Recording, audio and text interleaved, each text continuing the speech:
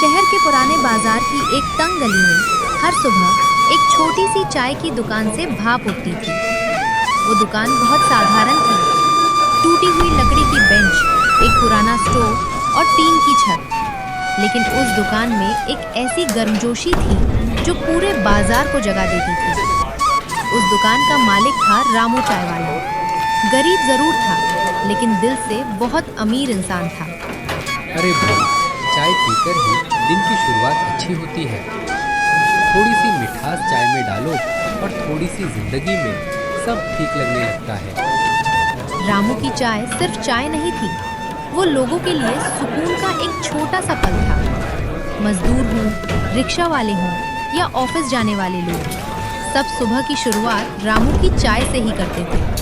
लेकिन उसी बाजार में एक और आदमी था जिसका नाम सुनकर लोग डर जाते थे। उसका नाम था सेठ धनराज। वो शहर का सबसे अमीर व्यापारी था, लेकिन उतना ही लालची और निर्दयी भी। धनराज के पास पैसे की कोई कमी नहीं थी।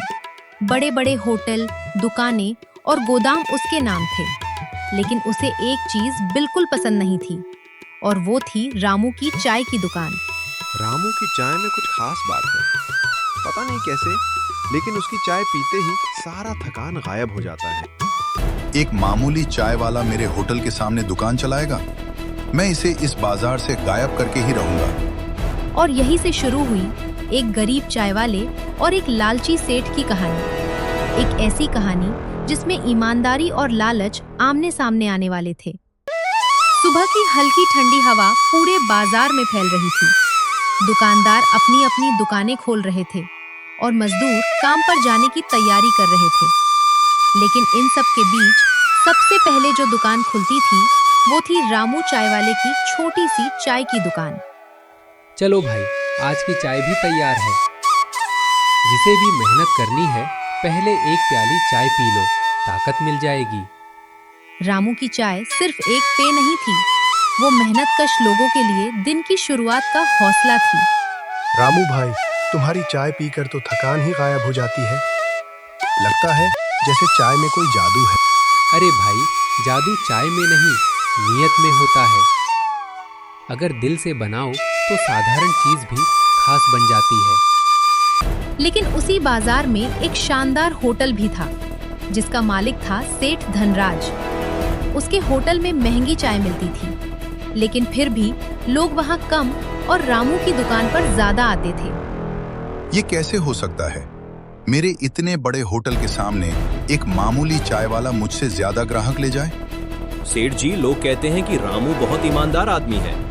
वो गरीबों से कम पैसे लेता है और कभी किसी को खाली हाथ नहीं जाने देता। ईमानदारी से व्यापार नहीं चलता। दुनिया में वही जीतता है जो चालाकी से खेलता है। रामू का घर बहुत साधारण था, लेकिन वहाँ प्यार और सुकून की कोई कमी नहीं थी। उसकी पत्नी सीता और उसका छोटा बेटा मोहन यही उसकी दुनिया थे। आज दुकान पर काम कैसा रहा? तुम बहुत थके हुए लग रहे हो। काम तो ठीक रहा, लेकिन लगता है सेठ धनराज मुझसे नाराज है। उसकी नजरें आज पूरे दिन मेरी दुकान पर ही थीं। तुम चिंता मत करो, ईमानदारी से काम करने वाले को भगवान हमेशा बचा लेते हैं। उधर से धनराज के मन में लालच और गुस्सा बढ़ता जा रहा था। उसे सिर्फ एक ही बात परेशान कर रही थी, रामू की छोटी सी दुकान। अगर ये चाय वाला यहीं रहा तो मेरा होटल कभी नहीं चलेगा। अब समय आ गया है कि इसे इस बाजार से हटाया जाए। लेकिन सेठ जी, वो बहुत सीधा आदमी है। अगर आपने उसके साथ कुछ गलत किया तो लोग नाराज हो सकते हैं।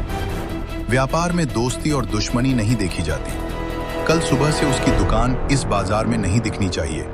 और यही वो पल था जहां से इस कहानी का असली संघर्ष शुरू होने वाला था। एक तरफ था लालच से भरा सेठ और दूसरी तरफ था एक गरीब लेकिन ईमानदार चाय वाला। पूरा दिन बीत चुका था।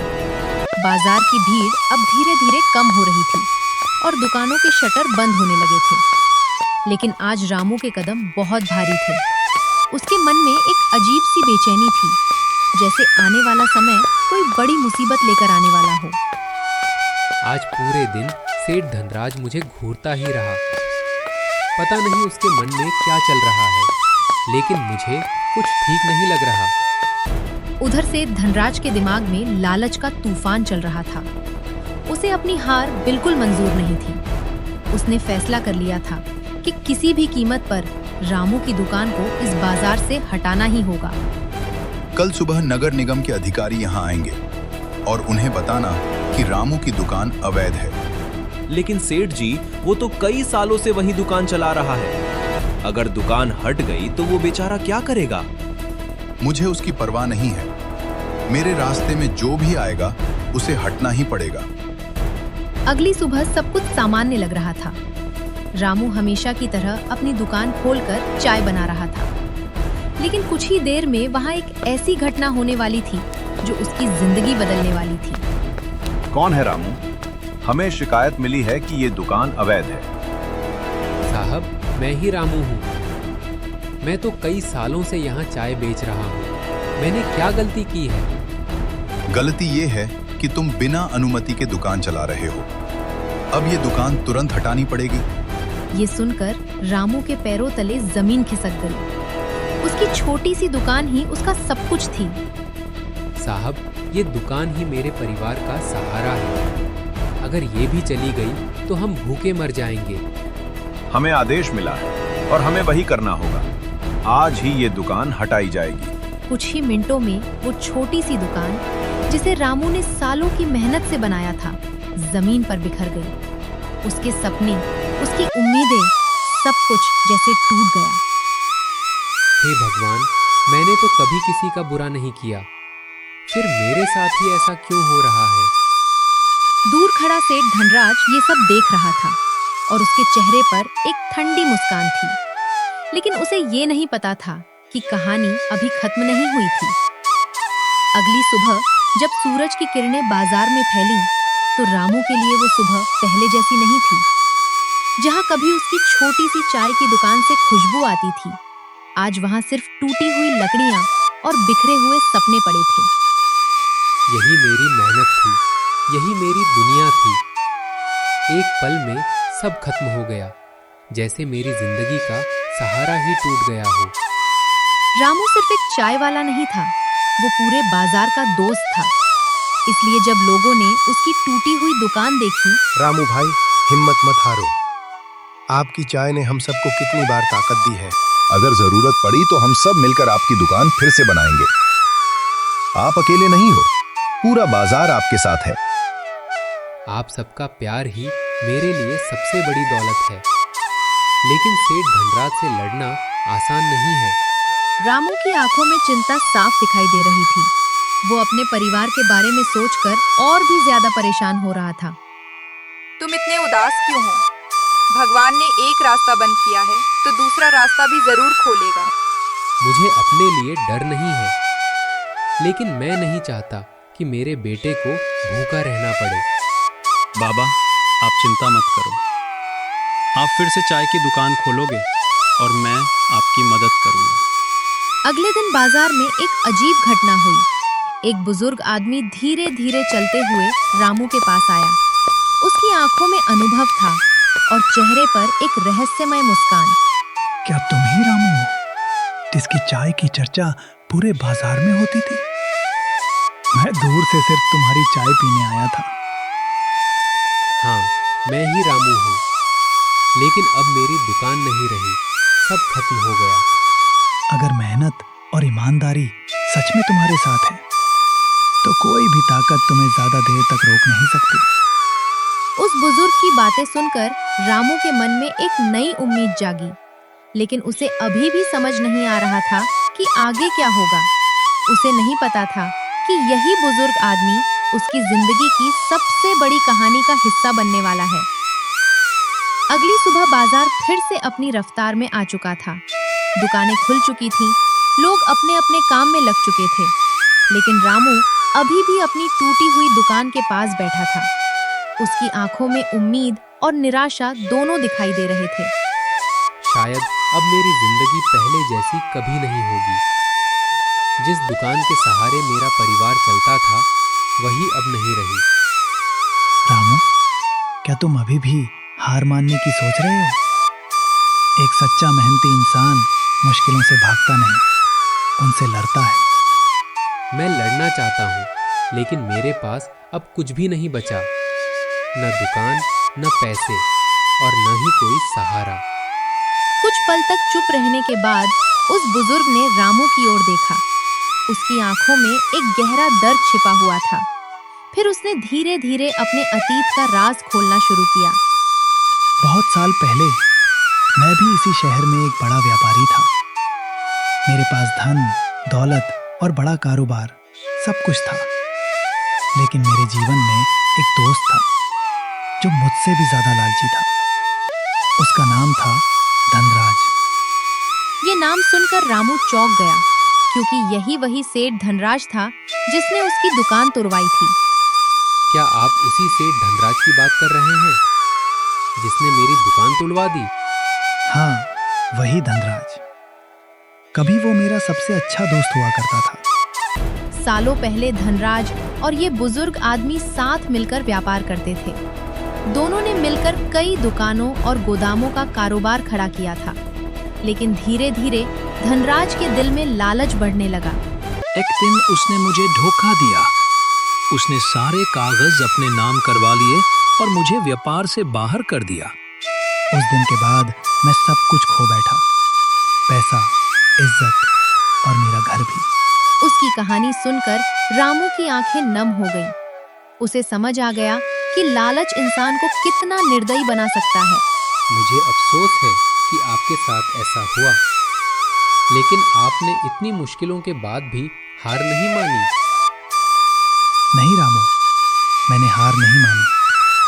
और अब समय आ गया है कि धनराज को उसके लालच की सजा मिले।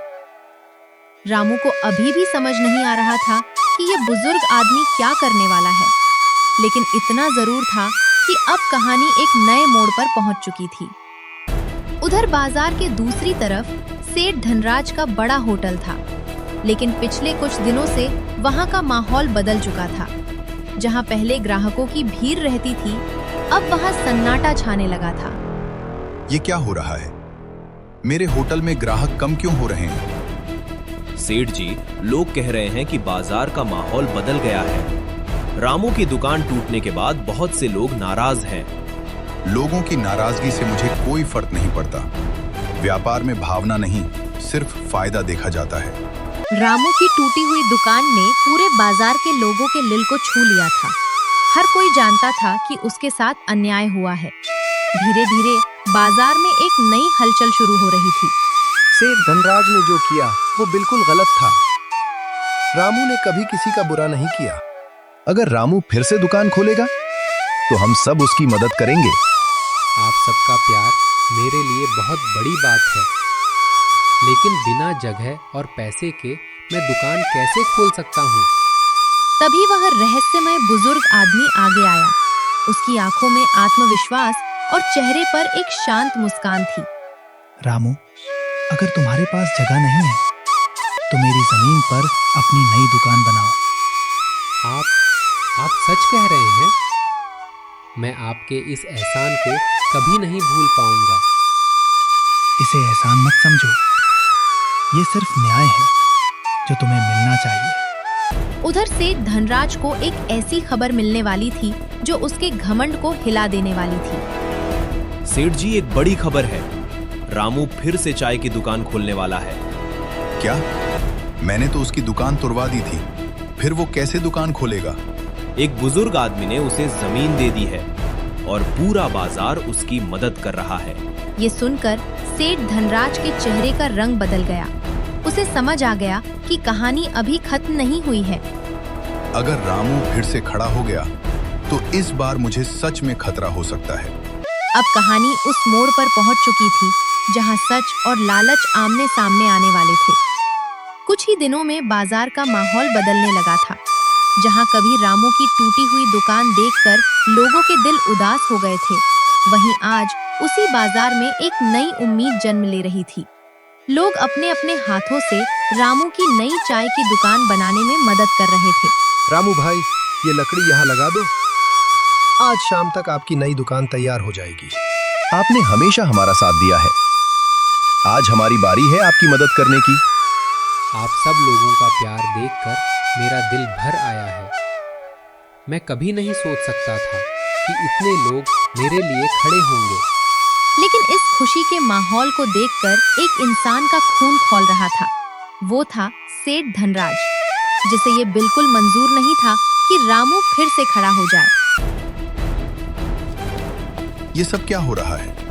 किसकी इजाजत से ये दुकान फिर से बनाई जा रही है? इस बार ये दुकान मेरी नहीं, पूरे बाजार की है और इसे कोई भी नहीं रोक सकता। तुम भूल रहे हो कि इस बाजार में सबसे ताकतवर मैं हूं। अगर मैं चाहूं तो ये दुकान एक बार फिर टूट सकती है। तभी भीड़ के बीच से वही बुजुर्ग आदमी आगे आया। उसके चेहरे पर आत्मविश्वास था और आंखों में सच्चाई। आज वो सिर्फ एक यात्री नहीं था, आज वो सच सामने लाने आया था। धनराज, तुम्हें शायद याद नहीं होगा, लेकिन मुझे सब याद है। तुम यहाँ क्या कर रहे हो? मैंने सोचा था कि तुम इस शहर से हमेशा के लिए चले गए। हाँ, मैं चला गया था क्योंकि तुमने मुझे धोखा दिया था। लेकिन आज मैं वापस आया हूँ ताकि तुम्हारा असली चेहरा सबके सामने ला सकूं। भीड़ में खड़े लोग अब ध्यान से सब कुछ सुन रहे थे। सच धीरे धीरे सामने आ रहा था। सालों पहले हमने मिलकर व्यापार शुरू किया था, लेकिन लालच में आकर तुमने सारे कागज अपने नाम करवा लिए। आज भी मेरे पास वो असली कागज है जो साबित करते हैं कि इस बाजार की जमीन असल में मेरी है। ये सुनते ही सेठ धनराज के पैरों तले जमीन खिसक गई। जिस जमीन को वो अपना समझता था, वो असल में उसकी थी ही नहीं। ये सब झूठ है। तुम मुझे बदनाम करने के लिए कहानी बना रहे हो। सच को छुपाया जा सकता है, लेकिन हमेशा के लिए मिटाया नहीं जा सकता।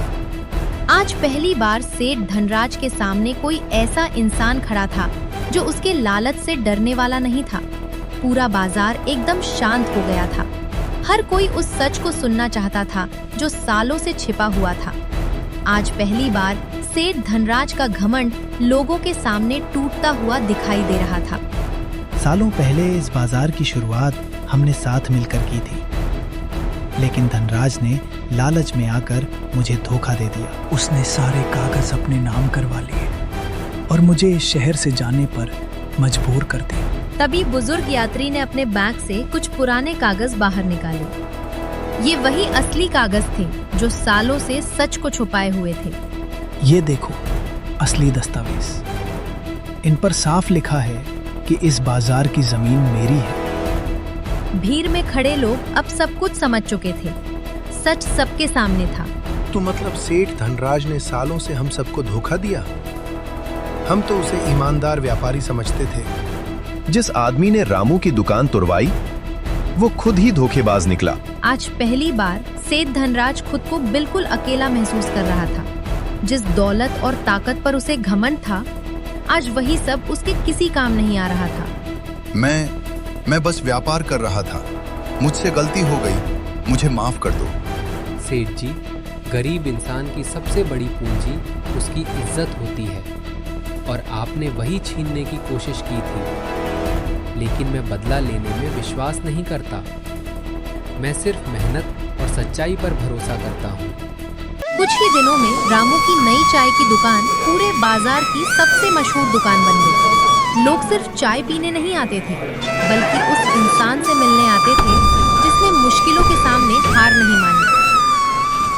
रामू, आज मुझे तुम पर बहुत गर्व है। तुमने साबित कर दिया कि सच्चाई हमेशा जीतती है। अगर आपने उस दिन मेरा साथ नहीं दिया होता, तो शायद मैं आज यहाँ खड़ा भी नहीं होता। उस दिन पूरे बाजार ने एक बहुत बड़ी सीख सीखी। दौलत और ताकत से इंसान बड़ा नहीं बनता, बड़ा बनाता है उसका दिल और उसकी ईमानदारी। लालच इंसान को कुछ समय के लिए जीत दिला सकता है, लेकिन सच्चाई की जीत हमेशा हमेशा के लिए होती है। और यही वजह है कि आज भी उस बाजार में लोग कहते हैं, अगर मेहनत सच्ची हो तो किस्मत भी एक दिन झुक ही जाती है। अगर आपको हमारी कहानी पसंद है तो प्लीज़ मेरा चैनल सब्सक्राइब करें।